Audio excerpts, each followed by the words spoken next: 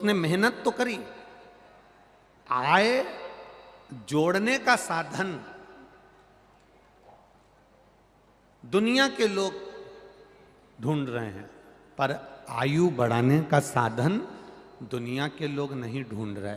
केवल एक शिव महापुराण की कथा ऐसी है जो तुमसे कहती है कि शंकर जी के मंदिर में जाकर एक लोटा जल चढ़ाना। क्यों चढ़ाना? पैसा आएगा घर में, पैसा आएगा तो उसको भोगने के लिए शरीर भी तो अच्छा रहना चाहिए। इसलिए जब जल चढ़ाएंगे तो धन भी बढ़ेगा और हमारी आयु भी बढ़ेगी, दोनों बढ़ रहे। धन भी बढ़ रहा है और हमारी आयु भी बढ़ रही। बोल बम का नारा है। हम दुकान पर बैठकर आय बढ़ा रहे हैं, हम नौकरी ढूंढ कर आय बढ़ा रहे हैं, हम सर्विस ढूंढ कर आय बढ़ा रहे हैं। हम आय बढ़ाने का साधन तो कर रहे हैं, पर आयु बढ़ाने का साधन कैसे करें? अब मालूम पड़े तुम 2 लाख रुपए महीना कमा रहे हो तुम्हारी नौकरी में, अब तुमको यही नहीं मालूम कि तुम्हारी आयु कितनी है।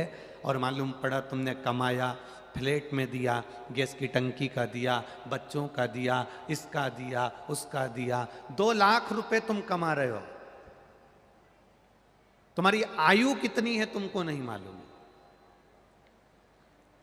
फिर नई कंपनी ज्वाइन कर ली और नई कंपनी ज्वाइन करी, फिर आपने कोई 4 लाख का पैकेज ले लिया। फिर नई कंपनी ज्वाइन करी, 5 लाख का पैकेज ले लिया। फिर नई कंपनी ज्वाइन करी, 8 लाख का पैकेज मिल गया। आय तो बढ़ी, पर कभी विचार करा कि तुम 8 लाख रुपए महीना कमा रहे हो या 5 लाख रुपए महीना कमा रहे हो, अपने शरीर पर कितना खर्च कर रहे हो?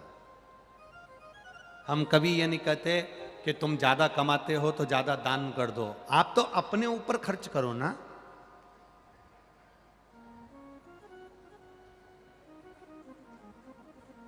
दुकान पर बैठे हो, भूख भी लग रही है, ग्राहक खड़ा है, तो तुम भोजन नहीं कर पा रहे हो।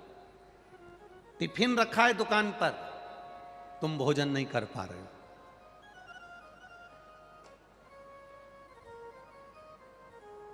पत्नी फोन लगाकर बोल रही है, सुनो 1 बज रही है, कहां हो? खाना खाने आओ ना, भोजन करने आओ। पति कहता आज ग्राहकी बहुत है, आज मेहमान बहुत आ गए, ग्राहक बहुत आ गए, आज समय नहीं मिल रहा, समय नहीं है मेरे पास में, आज समय नहीं मिल रहा।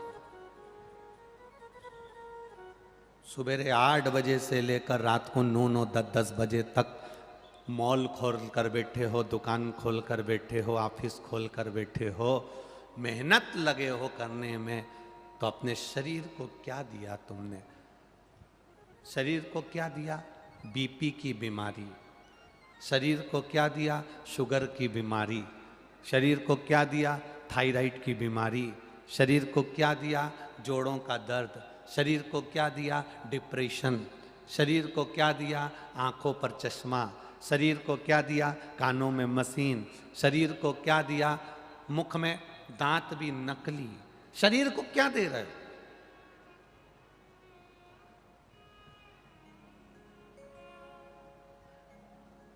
दुकान के सामने भिखारी भीख मांगने के लिए आता है, बोलो आता है कि नहीं आता है? अरे बोलो जम के, आता है? दुकान के सामने भिखारी भीख मांगने के लिए आता है।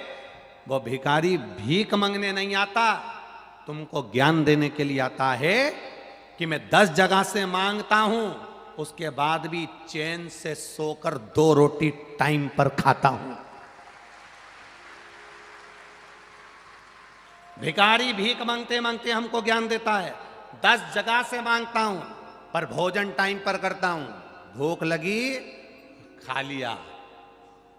तुम मालिक होने के बाद भी, सेठ होने के बाद भी टिफिन टेबल पर रखा है, पत्नी फोन लगा रही है, नौकर समय पर भोजन करने चले जाता है। 1 बजी, सर मेरे को तो खाना खाने जाना है, सर मुझे भूख लग रही है, नौकर चले जाता है और तुम सेठ होकर भी भिखारी से बदतर होकर बैठे रहते हो।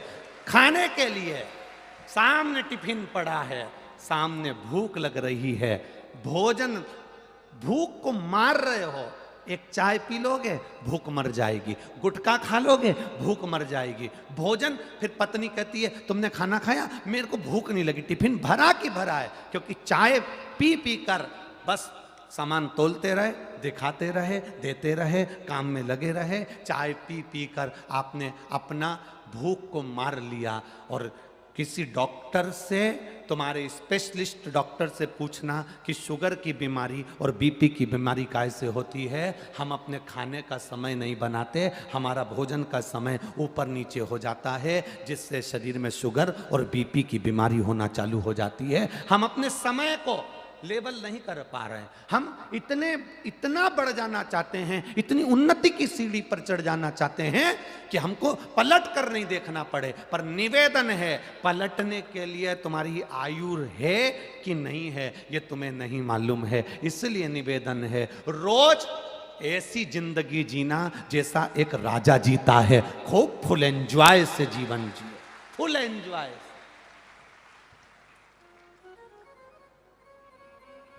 जिनके घर में नौकर काम करते हैं, जिनके घर में सेवक काम करते हैं, जिनके घर में नौकर काम करते हैं, एक सेठ को देख लेना और एक नौकर को देख लेना, कितनी खुश की जिंदगी जीता है नौकर।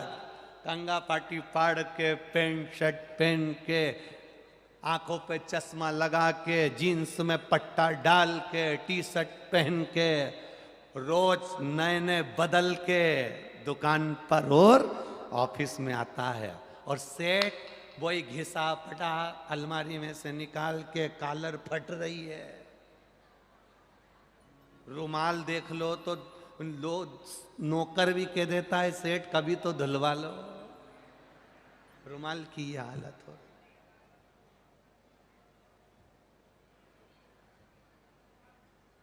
सेठ जी गए, नौकर ने डब्बे में से सामान निकालकर बादाम काजू पिस्ता खा लिया, और खुद सेठ दुकान पर बैठा है, 2 बादाम नहीं खा पाता है, 2 बादाम। उससे पूछो किसके लिए जोड़ रहे हो, किसके लिए जोड़ा? पत्नी और बच्चों के लिए? किसके लिए जोड़ा? यहां शिव पुराण कहती है, पूत सपूत तो की धन संचय, और पूत कपूत तो की धन संचय। बेटा सपूत होगा 4 चांद लगा लेगा, और बेटा कपूत होगा कितना भी छोड़कर चले जाना वो सब नाश कर देगा। आप अपनी जिंदगी क्या जी रहे हो?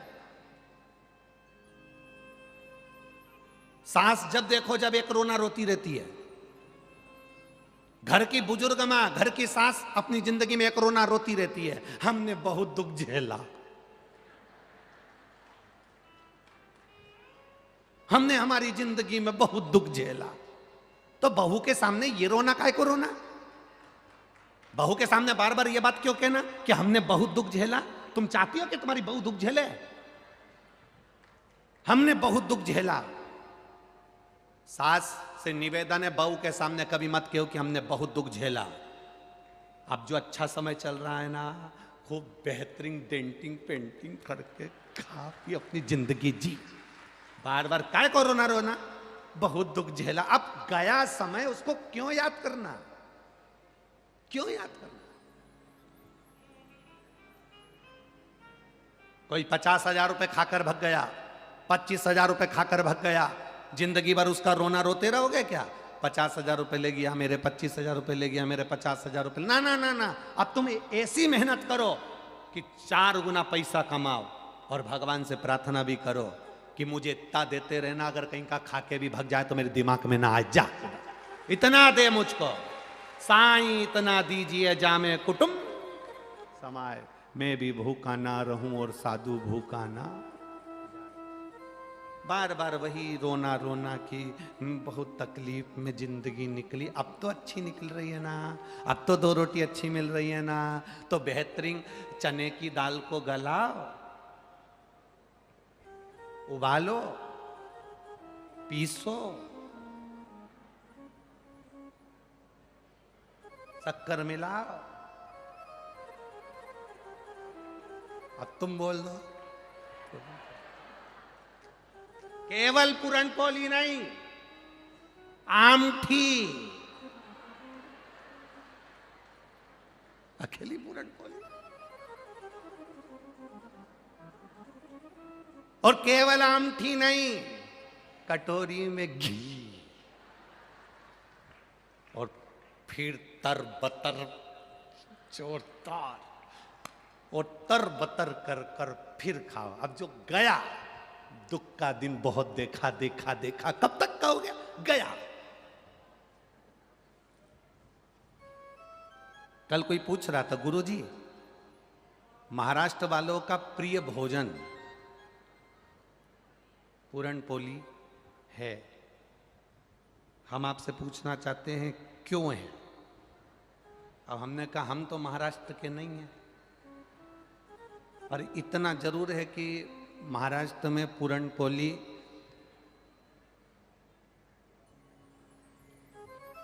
इसलिए प्रियता होती होगी, ऊपर से कैसी दिखे पर अंदर से मीठे ही रहते हैं मराठी। कैसे दिखे,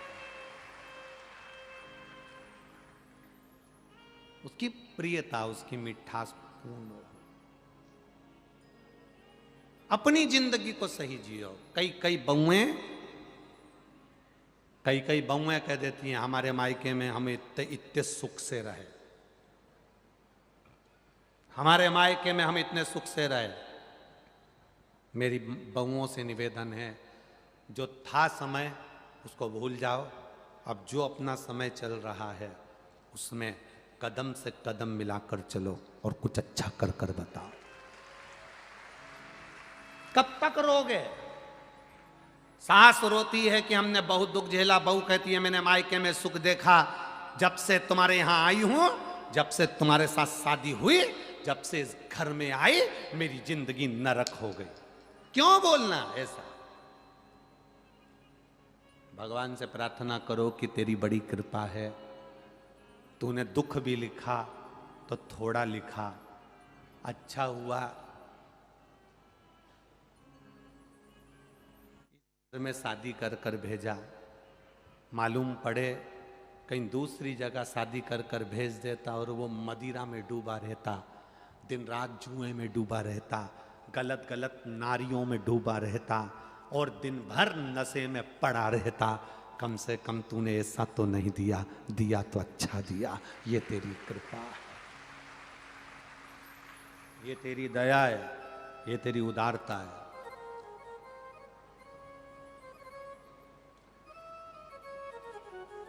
जो मिला है उसमें अपने सुख का स्मरण करिए। वो एक फिल्म बनी थी, उस फिल्म में वो माता जी की चोटी ऐसी थी, उसका गाना था भला है बुरा है मेरा पति मेरा। जो मिला है भगवान को धन्यवाद देते रहना। इतना अच्छा घर दिया, इतनी अच्छी सास दी, इतनी अच्छी ननंद दी, इतना अच्छा परिवार दिया। किसी भिखारी के घर में मुझे नहीं भेजा, जो मेरा पेट भर सकता है, 2 रोटी खिला सकता है, उसके साथ भेजा। अच्छा देखो ना तुम अच्छा देखोगे नहीं तो अच्छा मिलेगा कैसे? अपनी आयु बढ़ाने का कार्य करिए। अपनी उम्र कैसे बढ़े, अपनी आयु कैसे बढ़ाई जाए, वो तरीका ढूंढना है हमको। और उसका केवल एक तरीका है अपनी उम्र को बढ़ाने का, अपनी आयु को बढ़ाने का। एक तरीका शिव महापुराण की कथा कहती है, शंकर जी को जल चढ़ाओ तो धन भी बढ़ेगा और आयु भी बढ़ेगी। दोनों बढ़ रहे हैं और दोनों बढ़ेंगे तो सुख का अनुभव होगा। दोनों बढ़े। शिव कथा कह रही है,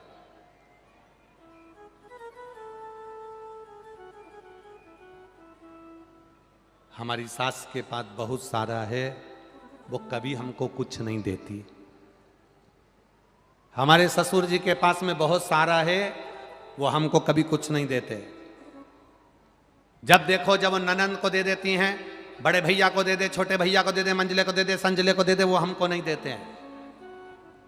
हमारी सास के पास बहुत सारा है, वो हमको कभी कुछ नहीं देती है।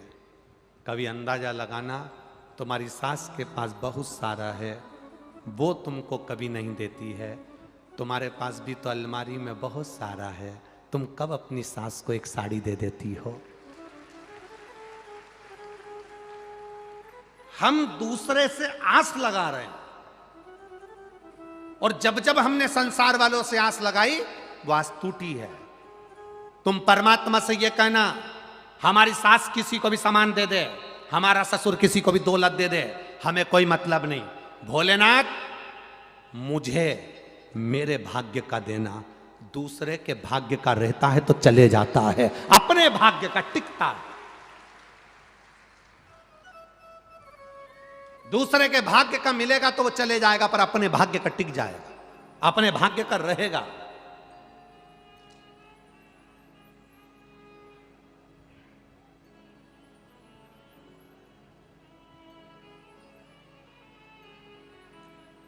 एक दूसरे की गाड़ी में बैठकर छत्रपति संभाजी नगर आना और एक अपनी गाड़ी में बैठकर आना, दोनों में अंतर है। दूसरे की गाड़ी में छत्रपति संभाजी नगर आओगे ना तो बार बार तुम्हें स्मरण में आएगा, धीरे चलाओ, दूसरे की है। स्पीड ब्रेकर पर देख के चलाओ, दूसरे की है। जरा सी कहीं कुछ हो जाए, मैं मांग के लेके आया था, दूसरे की है। और एक अगर अपनी गाड़ी होती ना, थोड़ा बहुत डचका मचका भी लग जाता, कूद भी जाती, कोई टेंशन नहीं। अपना धन, अपने भाग्य का धन अपना होता है, फिर कहीं पर भी कूद जाओ पता ही नहीं पड़ेगा। दूसरे के भाग्य का धन इकट्ठा करोगे, दूसरे की दौलत एकत्रित करोगे, दूसरे के भाग्य का धन इकट्ठा करोगे, चोरी का धन आ गया, चोरी का सामान आ गया, चोरी का ये आ गया, चोरी का वो आ गया, दूसरे को छल कर लिया है, किसी को दुख देकर लिया है, किसी को कष्ट देकर लिया है, तो वो सुख का अनुभव नहीं है हमारा, वो आनंद का अनुभव नहीं है हमारा। अपने खुद का।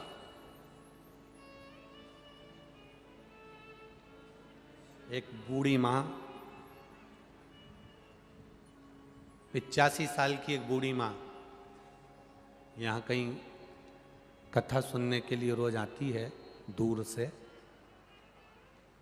पाँव में चप्पल पहनकर नहीं आती, जूता पहनकर नहीं आती। कल एक कार्यकर्ता बता रहा था कि गुरुदेव, एक बूढ़ी माँ को हमने उसके पाँव में चिंदी लपेटी हुई थी पंजे में, और पॉलीथीन लगी हुई थी, पन्नी और चिंदी लपेटी। तो कार्यकर्ता ने उनसे कहा, माँ चलो, कहाँ जा रही हो? कथा में। चलो ये चप्पल लो हमारी, पहन लो और चले जाओ। वो 85 साल की बूढ़ी माँ कहती है, सियोर वाला महाराज आया है और मैं चप्पल पहन के कथा में जाऊंगी? 85 वर्ष की वो बूढ़ी माँ कह रही है कथा सुनने। वो कह रहा है धूप बहुत आ रही है, गर्मी बहुत पड़ रही है, तुम नंगे पैर जा रही हो, नंगे।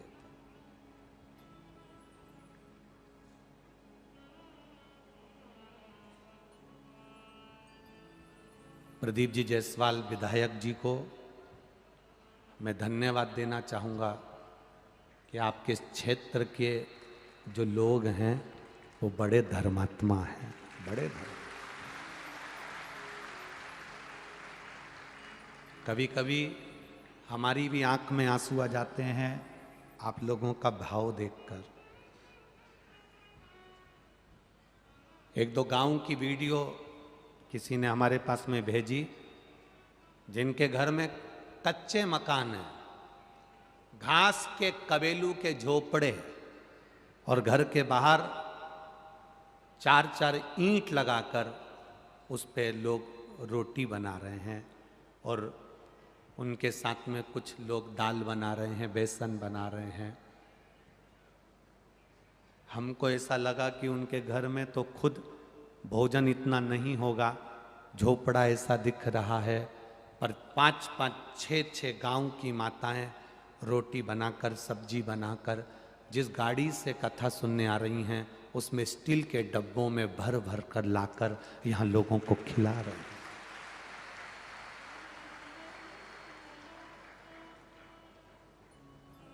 ऋषिकेश जायसवाल जब कथा लेने के लिए सीहोर गए तो उन्होंने कहा कि गुरुदेव से कहना छत्रपति संभाजी नगर में कुछ मिले ना मिले पर लोगों का दिल बड़ा मिलेगा, ये निश्चित है। आओ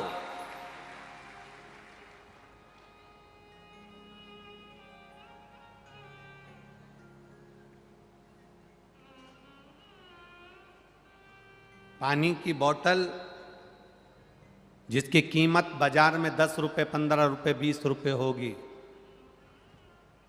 छत्रपति संभाजी नगर की इस कथा में यजमान परिवार ने तो पानी की बोतल बढ़वाई, साथ में इस नगर के दानदाताओं ने इतना पानी बढ़वाया, इतना पानी की बोतल बढ़वाई कि लोग ले नहीं रहे थे। इतनी पानी की बोतल फेंक कर दे रहा है, लेकर हाथ में बढ़ाते जा रहा है, देते जा रहा है, ले साहब, ले साहब, ले साहब।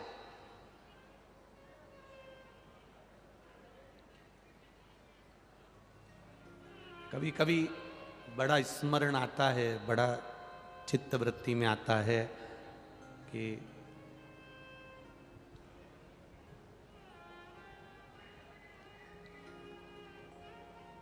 आप लोग पानी की बोतल लोगों को बांटते रहे, और कभी कभी हमको भी हमारे आप में दुख होता है। आप सब सीहोर आए और आपको नहाने के लिए भी एक डब्बा पानी का भी 50 रुपये शुल्क देना पड़ा, तो उसका दुख होता है अंदर से। ये दुख रहता है, कभी कभी मन में सोचते हैं, अंदर से कचोटता है।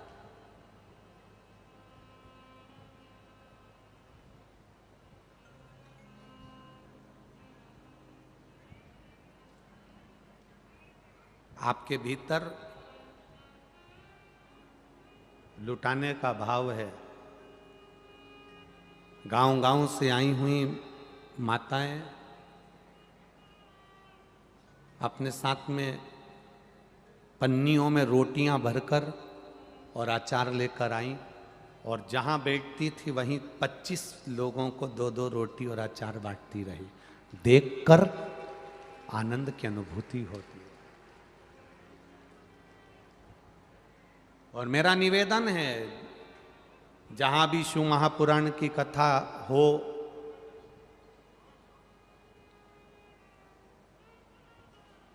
आपने लुटाया है, लुटाया, उस लुटाने का फल क्या होगा ये आप खुद अंदाजा लगाओगे।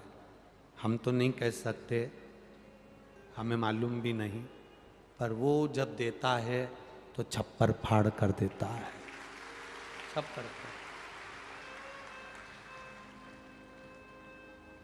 जिसने लूटा, जिसने लुटाया, उसके लिए मेरा भोलेनाथ छप्पर फाड़ कर देता है। और जिसने केवल लूटा है, नोचा है, चाहे आप हमारे यहां आए हो तब, चाहे कहीं कथा हो रही हो तब, किसी ने तुम्हें लूटा है। 1 रुपए की चीज को अगर 50 रुपए में, 100 रुपए में दिया है, लूटा है। जिसने लुटाया उसको मेरे बाबा ने छप्पर फाड़ कर दिया, कुबेर भंडारी ने। और जिसने लूटा उसको थप्पड़ मार कर लिया मेरे कुबेर भंडारी।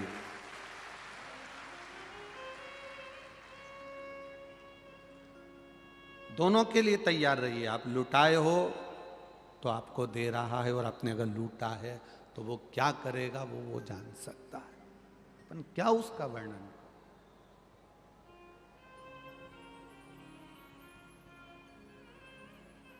आपका भजन मूल है, आपका दान धर्म संकीर्तन स्मरण पुण्य आपका मूल है।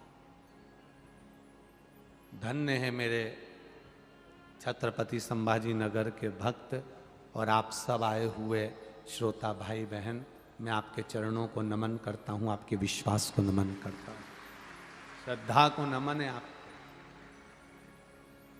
सोशल मीडिया, पत्रकार बंधु, छत्रपति संभाजी नगर का एक एक अखबार, एक एक मीडिया, एक एक पत्रकार स्वयं संत एकनाथ जी की तरह है।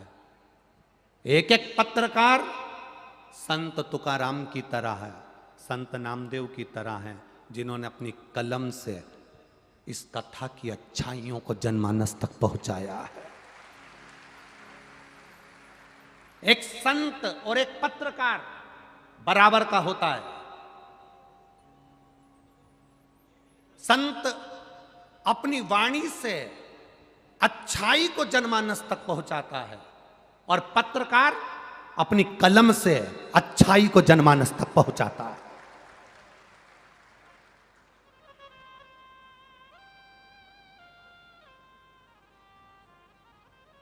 एक पत्रकार अच्छाई को जनमानस तक पहुंचाएगा, अपने अपने भाव को।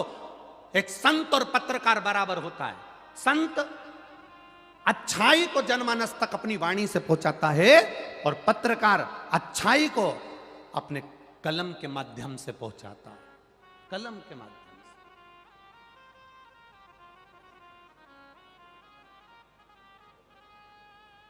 से। ये कार्यकर्ताओं की टीम रसोई घर में 1 लाख से 1.25 लाख भक्त रोज भोजन करें और रसोई घर में जब 1.25 लाख लोगों ने रोज का भोजन करा, रोटी सब्जी माताएं बनाने में जो लगी हैं, जिनके घर में खुद नौकरानियां लगी हैं, वो रसोई घर में रोटियां बेल कर लोगों को खिला रहे हैं। विश्वास के साथ, भरोसे के साथ, दृढ़ता के साथ।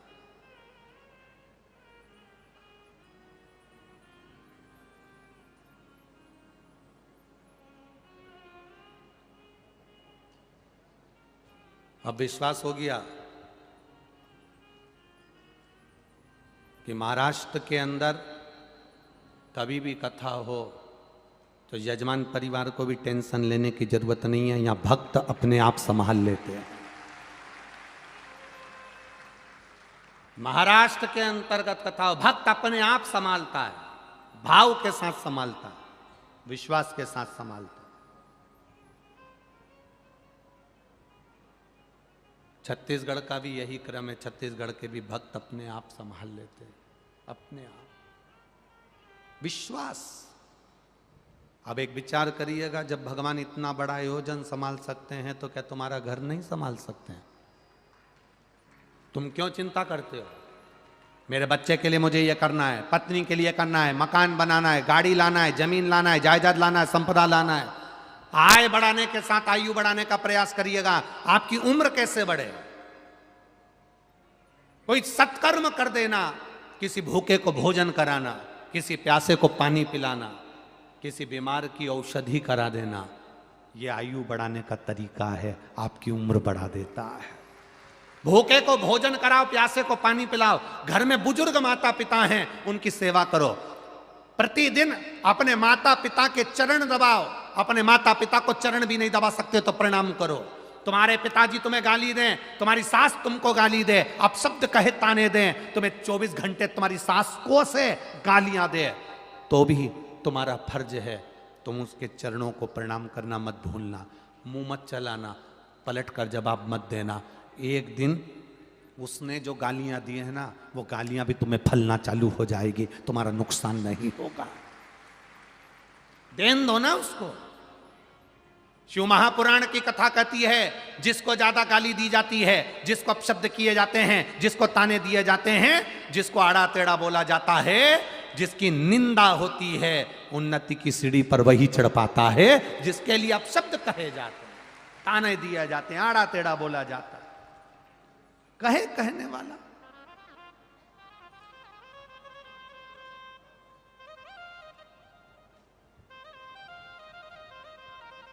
कहेंगे लोग, कहने वाले आप शब्द कहते रहेंगे, आप अपना भजन करो। दुकान पर बैठो, व्यापार करो, खूब दुकान चलाओ।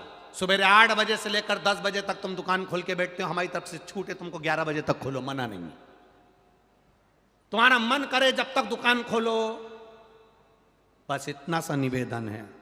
दुकान पर एक दिन में अगर तुमने 1000 रुपए कमाए हैं तो 1000 में से 50 रुपए अपने ऊपर भी खर्च करना, अच्छा खाना और अच्छा पहनना, अपने ऊपर भी खर्च करना, अपनी भी खुशी, स्माइल सामने रखना, अपने चेहरे की प्रसन्नता खत्म मत होने देना। 1000 रुपए कमाओ रोज, पर अपने ऊपर खर्च करो।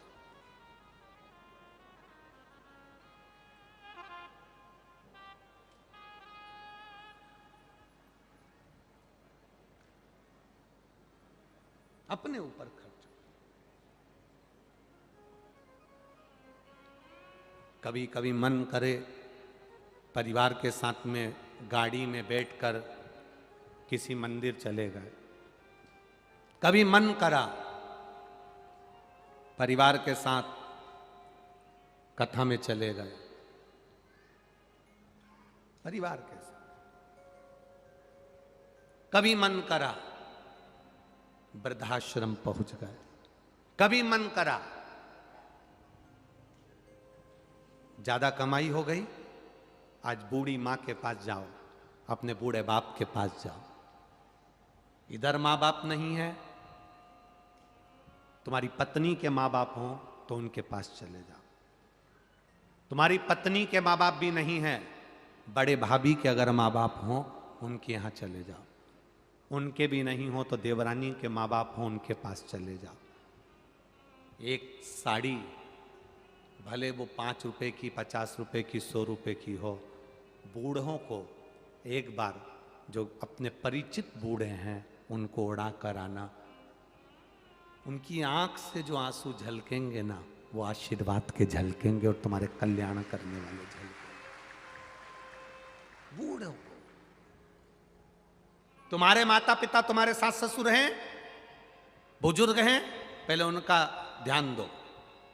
अगर मान लो उनको सब संतुष्टि है तो तुम्हारी पत्नी के अगर माँ बाप हैं और उनके भी सम्मान में तुम जा। हम ये नहीं कहेंगे कि उनका सम्मान, बुजुर्ग मतलब बुजुर्ग, माता पिता मतलब माता पिता, चाहे तुम्हारे पति के माता पिता हो, चाहे पत्नी के माता पिता, चाहे तुम्हारे बड़े भाई के सास ससुर हो, चाहे तुम्हारे। आदर सबका होना चाहिए, सम्मान सबका होना चाहिए।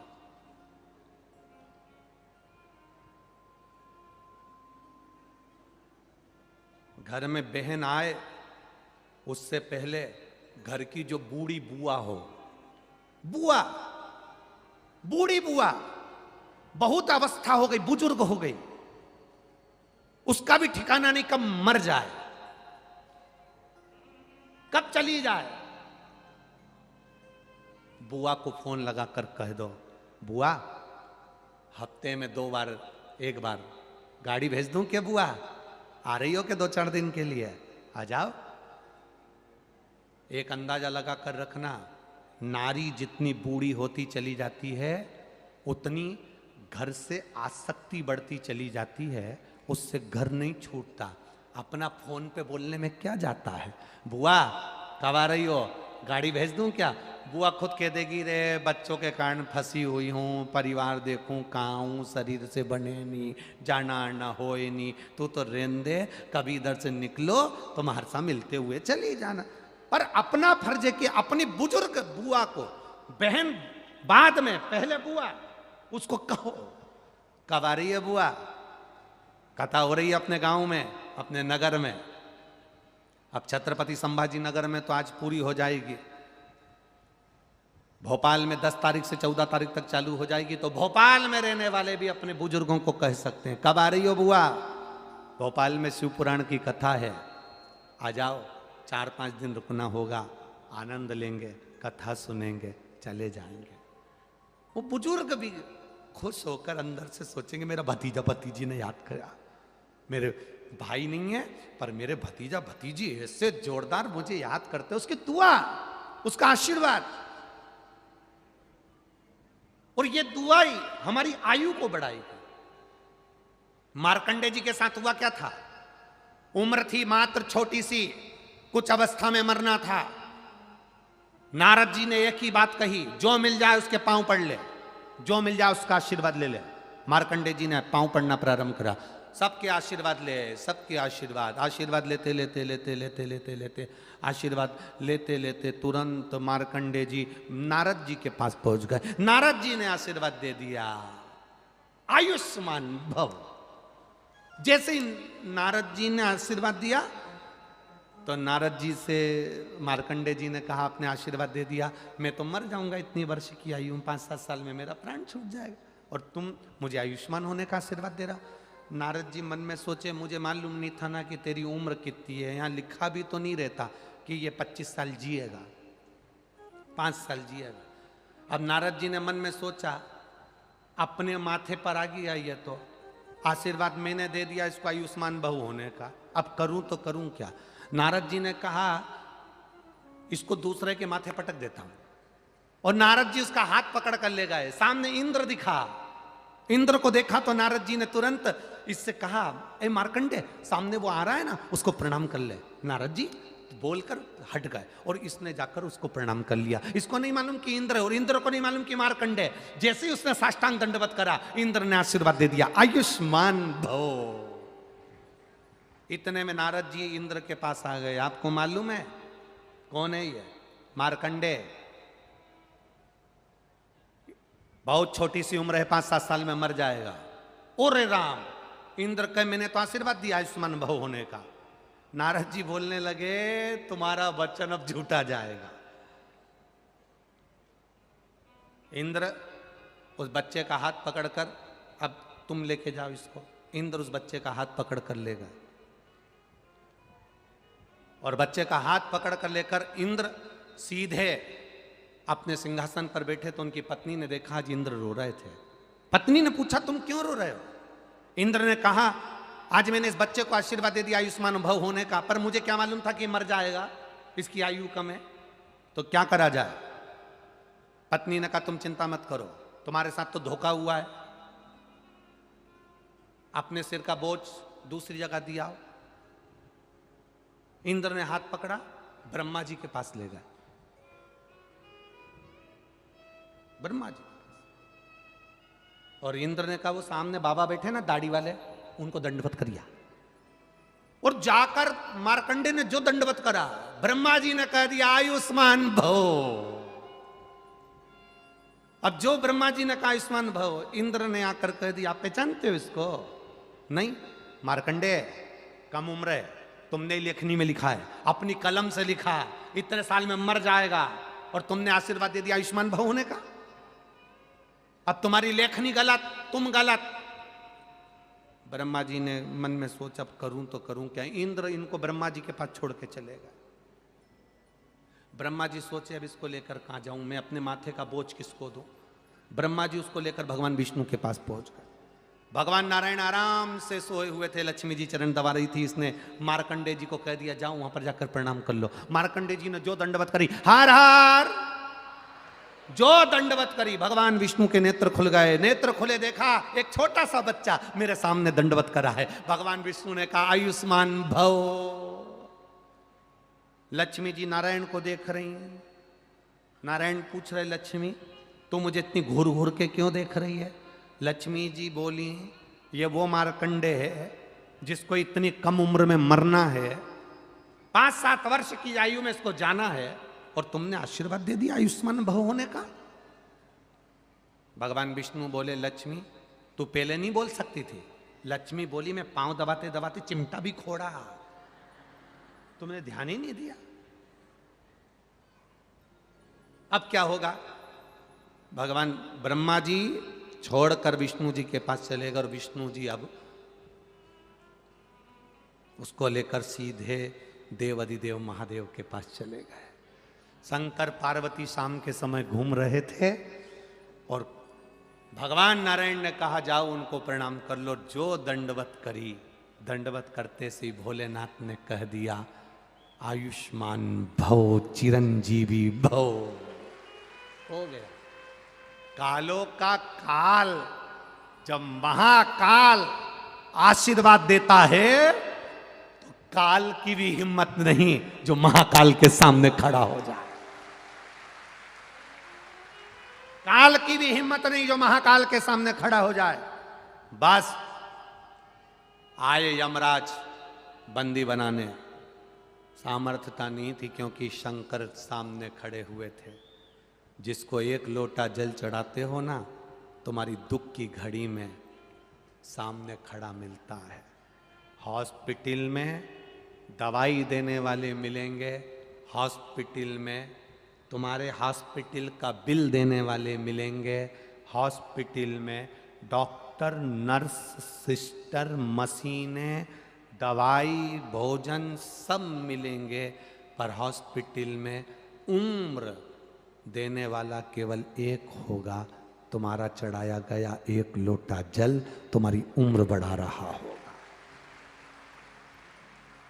एक पत्र आया है, जिस पत्र में श्रीमती सुनीता लक्ष्मण राव पाटिल, नादरपुरकर, छत्रपति संभाजी नगर, महाराष्ट्र। एरिया का नाम सही बोला ना? नादरपुरकर, यही है ना? अरे बोलो तो जम के। हाँ, श्रीमती सुनीता लक्ष्मण राव पाटिल, कहीं बैठी हो तो हाथ हिला सकती हैं, कहीं बैठी हो तो हाथ हिला सकती हैं। श्रीमती सुनीता लक्ष्मण राव पाटिल, नादरपुरकर, छत्रपति संभाजी नगर, महाराष्ट्र। गुरुदेव, भोले बाबा की लीला का मैं क्या वर्णन करूं। हमारी शादी को 23 साल हो गए थे गुरुदेव। कितने साल? जम के बोलो जरा। 23 वर्ष। हमारी शादी को 23 साल हो गए गुरुदेव, मगर कोई संतान प्राप्ति नहीं हुई थी। 23 साल शादी के हो गए पर कोई संतान की प्राप्ति नहीं हुई गुरुदेव। हमारी शादी को 23 साल हुए मगर कोई संतान प्राप्ति नहीं हुई थी। टीवी पर आपकी कथा सुनते हैं और एक लोटा जल भोले बाबा को चढ़ाते हैं। उसके साथ मैंने पशुपतिनाथ का तीसरा व्रत किया। जिस दिन आप संभाजी नगर में आए उसी दिन हमारे घर में बाबा की कृपा से 23 साल बाद संतान की प्राप्ति हुई। ये शिव कृपा। 23 वर्ष के बाद।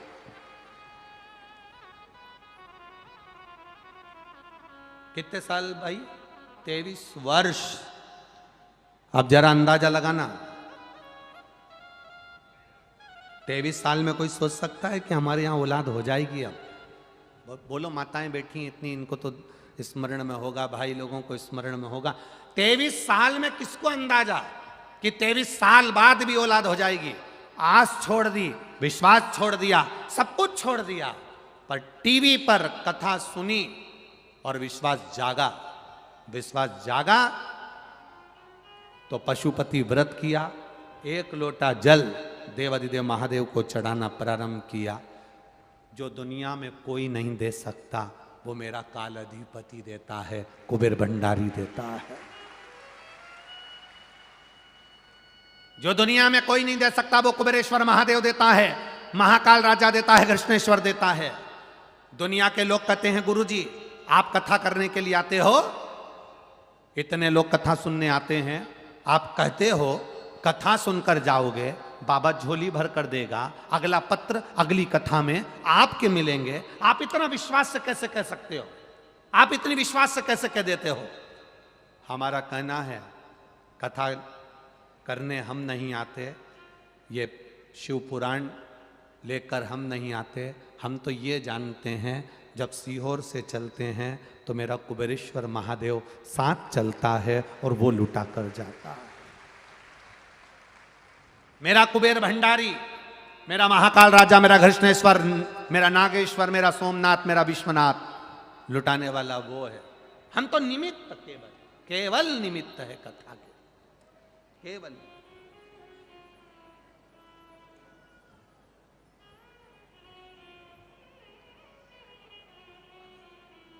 केवल एक निमित्तता है। आपका विश्वास, आपका भरोसा आपको परमात्मा के करीब लेकर जाता है, करीब। मंथन किया गया और उस मंथन में विष निकला। उस विष को देवताओं ने भगवान महादेव को दिया और महादेव ने वो विष पिया।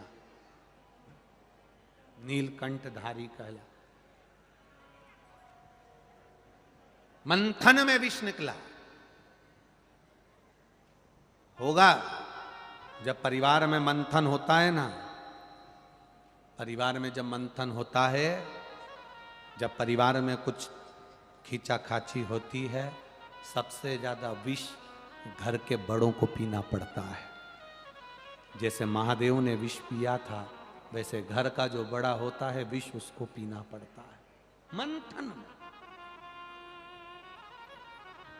जब परिवार में खींचातानी हो, परिवार में कहीं ना कहीं तानाकसी होती है, घर का जो बड़ा होता है, घर का जो बुजुर्ग होता है, घर का जो बयो होता है, बस सबसे ज्यादा सुनना उसी को पड़ता। आप घर के बड़े हो, आपको सुनना पड़ेगा।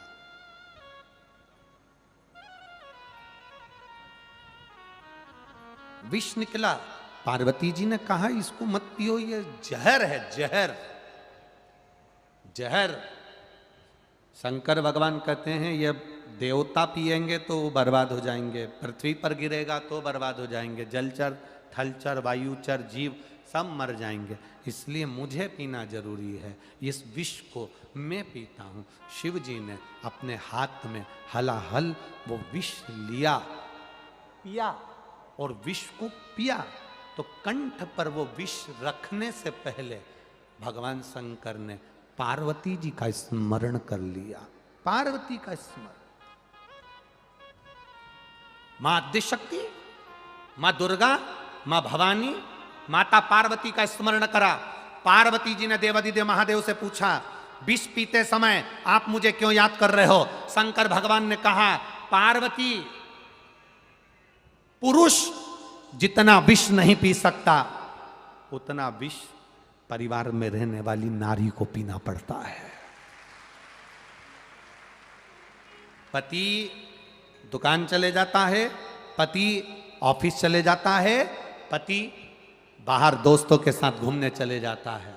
सबसे ज्यादा झेलना पड़ता है, दुख भोगना पड़ता है, कष्ट भोगना पड़ता है, तकलीफें साधना पड़ती है, तो वो नारी को साधना पड़ती है।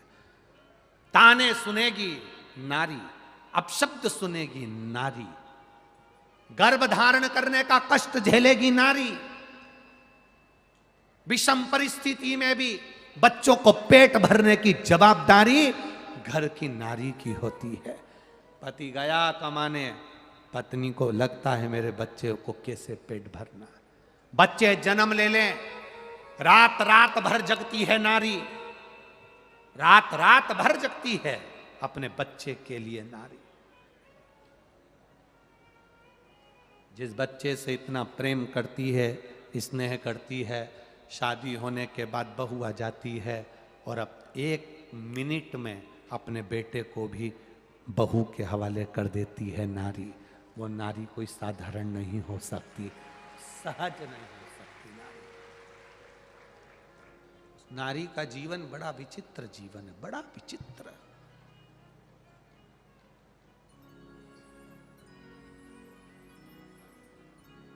बड़ा विचित्र जीवन।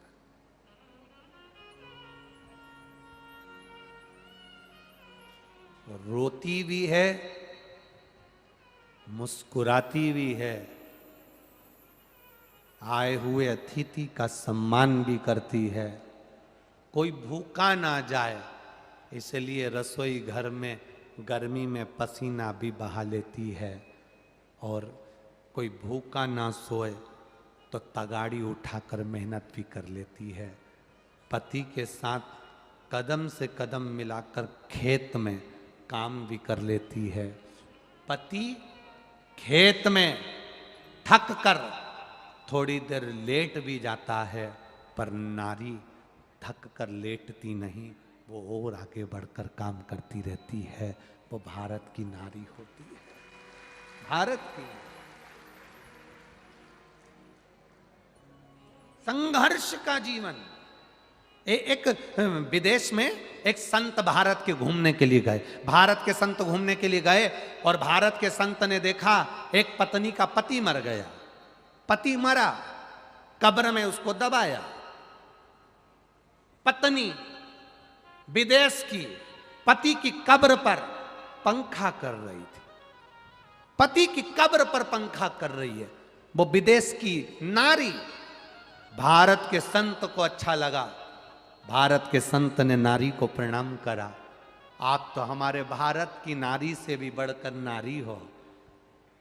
भारत की नारी पति मरता तो उसके साथ सती हो जाती है, पर विदेश की नारी तुम तो धन्य हो। पति मर गया तो उसकी कब्र पर पंखा कर रही हो। पति मर गया, उसकी कब्र पर पंखा कर रही हो। तुम भारत की नारी से भी बड़ी नारी हो, मैं तुम्हें प्रणाम करता हूं। पूछा, तुम अपने पति की कब्र पर पंखा क्यों कर रही हो? वो विदेश की नारी कहती है, हम पति की कब्र पर पंखा इसलिए कर रहे हैं क्योंकि हमारे यहाँ की विदेश की ऐसी रीति है, जब तक पति की कब्र सूखे नहीं तब तक हम दूसरी शादी नहीं कर सकते। ये विदेश की दशा है। विदेश की नारी पति की कब्र को सूखने का इंतजार करती है। भारत की नारी पति के साथ कदम से कदम मिलाकर साथ चलने की सामर्थ्यता रखती है। सामर्थ्यता भारत की नारी रखती है, कदम से कदम मिलाकर चली जा रही, मेहनत में पीछे नहीं हटती। ये नारी कोई सहज है?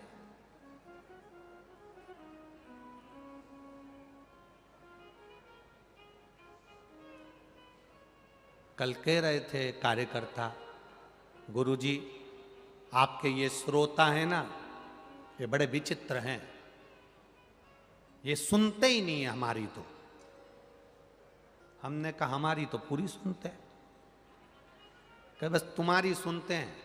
हम इनसे इतना कह दिए कि तुम उठकर इधर के उधर बैठ जाओ, एक नहीं उठी, एक, और उल्टा हाथ में पानी लेकर शराब देने लगी। तो हमने भी कहा तू तो बैठी रहे, तेरे पांव पड़े, हम जा रहे, चले।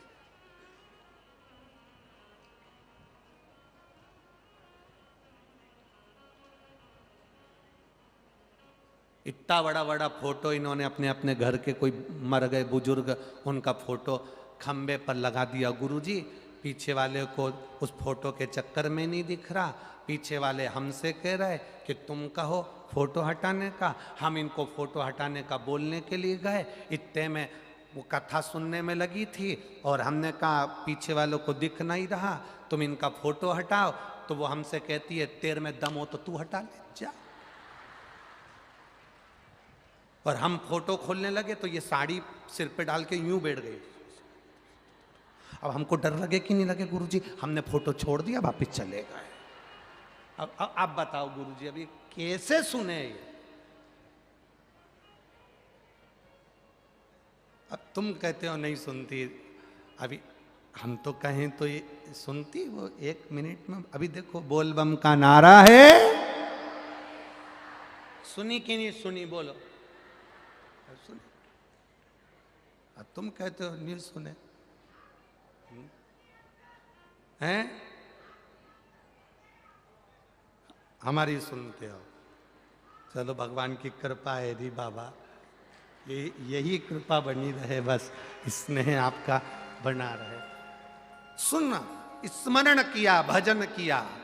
जब दुख की घड़ी आती है, उस दुख की घड़ी में सब हिम्मत हार जाते हैं, पति भी हिम्मत हार जाता है, तब घर में एक नारी पत्नी ऐसी होती है जो कह देती है घबराओ मती, ज़्यादा टेंशन मत लो, मैं बैठी हूँ, कहीं ना कहीं से कोई व्यवस्थापन करेंगे, बाबा संभालेगा, हो जाएगा।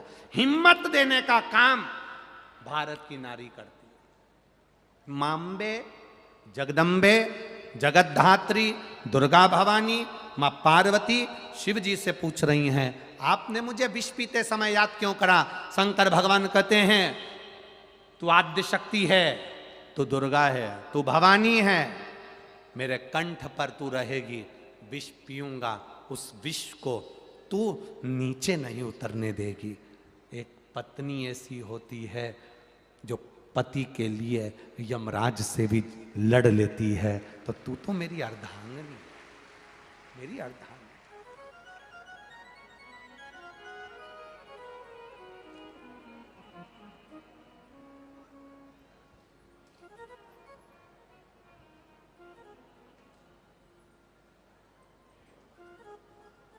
एक पत्र में एक कोई ने लिखा है,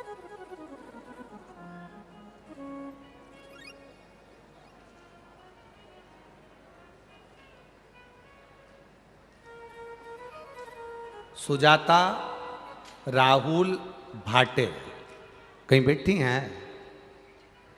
सुजाता राहुल भाटे कहीं बैठी हो तो हाथ हिला देना। सुजाता